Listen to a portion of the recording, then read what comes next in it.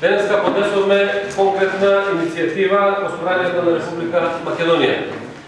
Повеќе да нема од никого изговори и дилеми околу обезбеденото парламентарно мнозинство и тука доставивме 67 претеншки подписи и покрај тоа што деловникот ова не го бара и не налага таква обврска за да продолжи конститутивната седница. Очекуваме Трајко Вејановски веднаш да свика продолжение на конститутивната седница на Собранието на Република Македонија и конечно оваа клучна институција како представнички орган на граѓаните на Република Македонија да почне да функционира затоа што и мора да работи и да функционира во интерес на државата.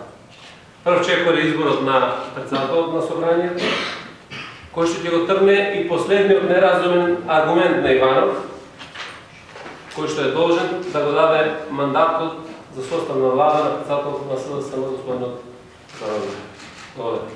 Дали се договорите со ВМРО да помане околу паритетната застапеност во комисијата за избори и именување, бидејќи имате спротивни ставови?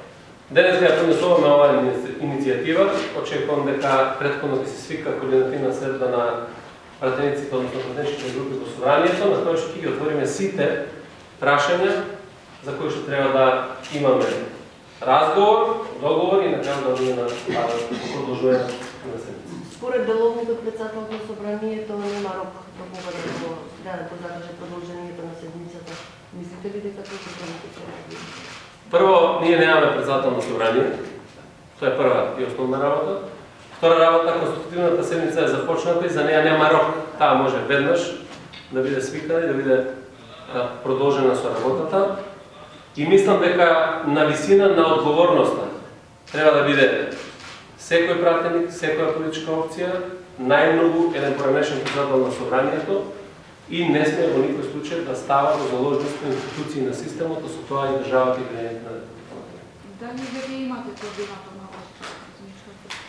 Ние немаме се уште координатор на пратеничката група, очекуваме да биде закажана седница за да можеме сите тие формалности кои што се во рамките на собранието да ги заврши. Имате ли разговори со ДУИБС и Алијансата во однос на можноста да бидем председател на собранието? Ние, значи, и вчера имаше такви прашања, очекуваме да биде закажана седницата, продолжението на седницата, претходно ќе седнеме сите политички опции, ќе разговараме околу можниот кандидат, односно лицето кое што би било предложено пратеникот за председател на собранието.